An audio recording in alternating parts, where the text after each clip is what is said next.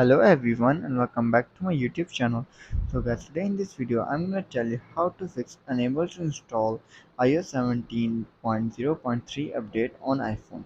So guys, many iPhone users are facing the issue of unable to install new version of iOS 17, which is iOS 17.0.3.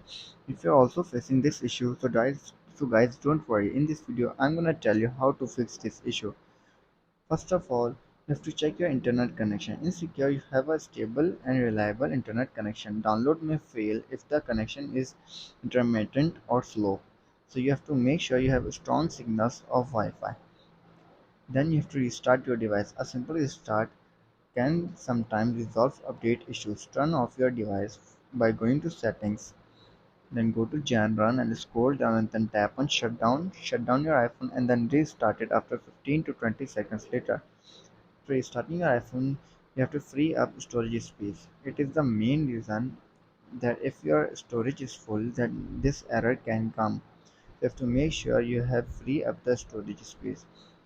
Make sure you have enough free space on your device for the update. If your device is low on storage, then update might fall.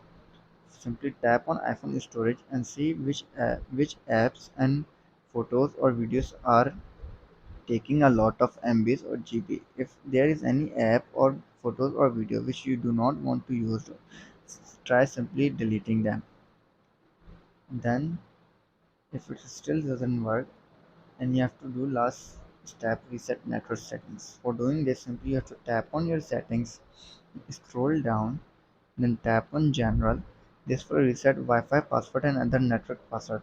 So you have to do what so you have to write Wi-Fi password on your hand and own. Scroll down and then tap on transfer or reset iPhone. Tap on reset. Tap on reset network settings. Enter your password and fix your issue.